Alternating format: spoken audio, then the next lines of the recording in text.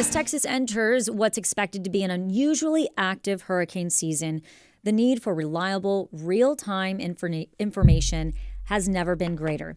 This morning, we're looking at how technology is playing a bigger role in keeping people safe. Meta, the parent company of Facebook and Instagram, is rolling out new AI-driven tools to help Texans prepare for, respond to, and recover from hurricanes. From Facebook's safety check to local alerts, fundraising tools, and new AI models like Llama that help with storm tracking and planning. These platforms are becoming essential for emergency communication and community support. And joining us is Laura McGorman, the Director of AI and Data for Good at Meta, to talk about how these digital tools are being used by state officials, first responders, and everyday Texans to stay informed and stay connected when it matters most. Laura, welcome to Hello Houston. Hi, Laura.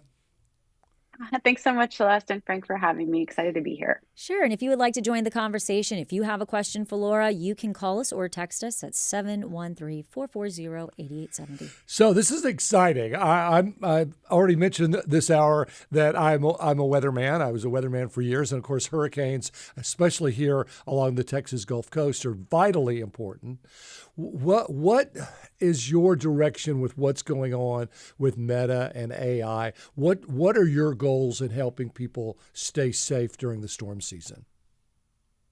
Well, it's a really important question, Frank. Many people are familiar with artificial intelligence because the use of these tools has exploded in the past couple of years. But most people, when they think of AI, think of tools like ChatGPT or Meta's AI app. And we usually think of these things as only useful in a narrow set of applications. So maybe you've heard about students using them to draft essays or people using them in the workplace to craft professionally worded emails. But the reality is, at its core, artificial intelligence is a very flexible technology, can be useful for a wide range of applications, including disaster response. And so that's why we're partnering not only with the research community here in Harris County with Texas A&M, but also with state and local governments to put the power of AI directly in their hands. So when the next disaster strikes, they have the best the technology has to offer. So Laura, what type of research are you doing within Harris County, and what does that research look like? Well, we've been collaborating with Texas A&M, which houses the Institute for a Disaster Resilient Texas, for a couple of years now. And they've already written some really amazing papers on how you can use Meta's open source large language model, which is called Llama. We've made that open source so that anyone for free can download it and use it for their research. And Texas A&M has already found that you can accurately predict what type of natural disaster is happening using Llama on social media posts. And more recently, they've built tooling directly for first responders using Meta's large language model, fine-tuned on local data sets from previous Texas disasters. And this is really just the beginning. There are other types of artificial intelligence like computer vision, which works on imagery files, which you can use for better monitoring of coastal flooding events. We've used these models in other settings for wildfire detection and burn rates. And we hope that as artificial intelligence continues to enter the mainstream, we can work in partnership with state and local governments to use these tools to achieve their missions.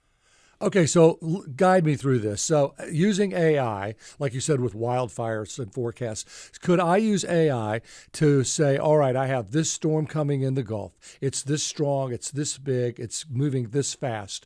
Therefore, Galveston at my address will have 8.3 feet of water by 2 o'clock tomorrow afternoon. Is that what we're talking?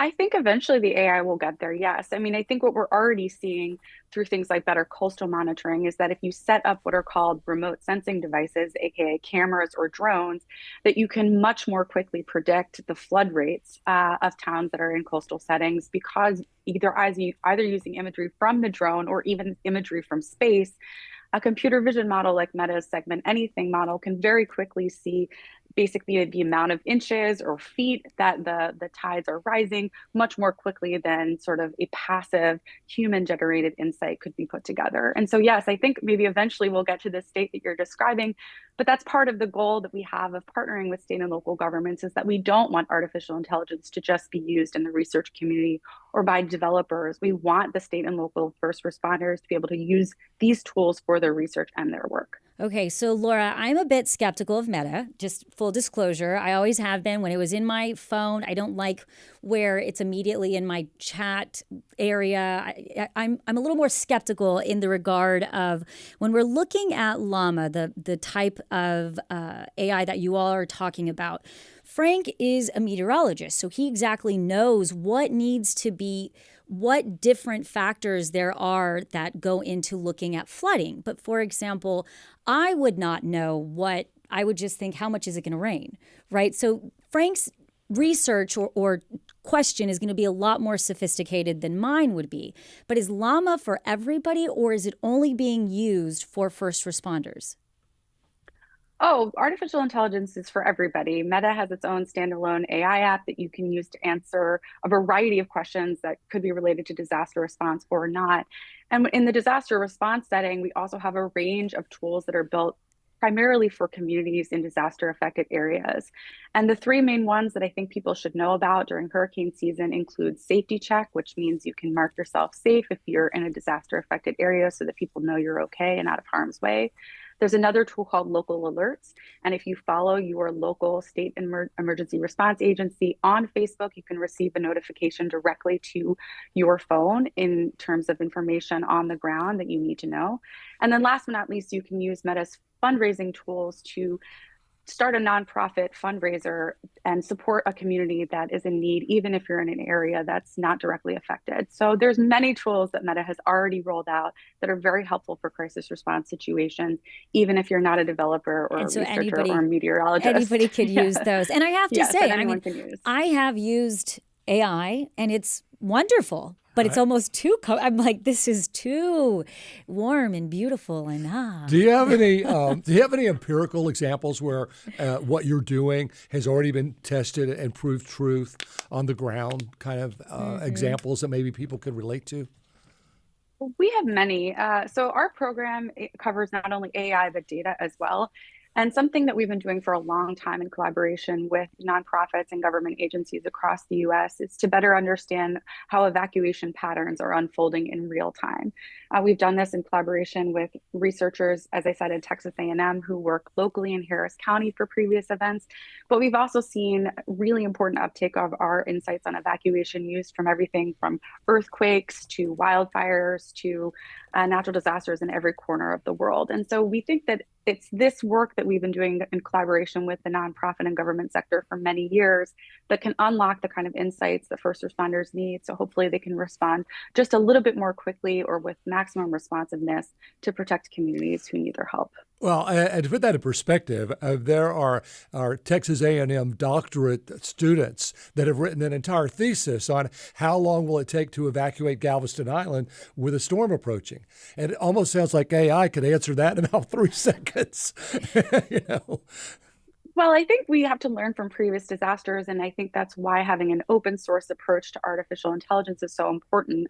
Meta doesn't have that information, but local first responders in Texas do, and so that's why the work that Texas A&M has been doing in collaboration with the state to use local data, not publicly available data, but local data from that first response community itself to better understand how evacuations might play out in the future. And again, that's why we believe making these models free and openly available for anyone to download and use for their own local context is so important.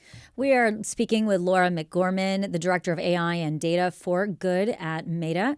You can join the conversation at 713-440-8870. You're listening to Hello Houston. And we did have a question from one of our YouTube commenters. Says, AI has been known to hallucinate and give false information, even though the LLM has been trained on legit information. What safeguards are in place to prevent this? We have many safeguards in place. We take this very seriously and have tens of thousands of people who work on trust and safety here at Meta. And we believe it's really important to have a human in the loop. So all of our AI models are not only trained on vast data sets, but also involve top tier engineering and quality assurance experts who review the outputs of these models and ensure that they meet trust and safety standards. And then also, so you'll have a human in, also looking all of the safety standards, but you talked about a security check, local alerts, and fundraising. A lot of fraud can go into fundraising. What type of safeguards will y'all have around that to make sure that it's legitimately going to the right funds collected will legitimately go to the right source. This is really important, and we take it very seriously at Meta. During large-scale natural disasters, our trust and safety team works around the clock, and we will often escalate examples of where fundraisers might not be reaching the intended community. We will often escalate those and apply warning labels or even take them down when necessary. What are the biggest challenges that you're still facing? I think that in the work that I do, which is more of a social impact lens, it's really just expanding the knowledge of artificial intelligence to the communities that need it most. There's a saying that the future is already here, but it's not evenly distributed. And I think that the research community, as you described, is already doing incredible things with artificial intelligence technology. But it's really about getting those findings and those tools in the hands of the communities that need them the most. And that's what my job is designed to do. Well, I know the European model is already using AI to forecast hurricanes and doing a pretty good job. I imagine the American model is going to be on board with that also. So more and more, I guess I was actually told I retired from weather, and I was actually told your timing's great because AI is going to take over weather and they won't need you anymore.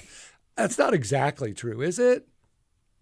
No, I think it's what we were just talking about with humans in the loop. In order to train AI models and verify that they're accurate in terms of the outputs that you want them to have, you're always going to need to have people involved in the process. And so I think we see in the workforce actually that there's a growth of people that are needed in the American workforce with AI expertise. And so we believe it's a job enhancer and it's going to increase productivity and be a complement to the work that people do and not necessarily a replacement. And Laura, what do you say to skeptics such as myself? Because, for example, a safety check, you'll know where I'm at. A fundraiser, you'll know what my heartstrings or where I want to be putting my funds toward. That's a lot of personal information out there. What do you want skeptics to know? Well, at the end of the day, these are all opt-in tools. So if you don't want to mark yourself safe or you don't want to raise money for a community that's affected by a natural disaster, that's always your choice. I personally believe in using these tools for good. I have used Facebook fundraisers a great deal in my own personal community because I really enjoy being able to tap into the power of my social network to raise money for individuals and nonprofits that need that support. But if that's not something you're interested in, you have the power to simply opt out and not participate, and that's okay too. Well, it's a fascinating subject, and I think it's going to change the world for the better. So thank you for all your hard work. Thank you so much for having me. Laura McGorman is the Director of AI and Data for Good at Meta. Laura, again, thanks for joining us. Thanks again.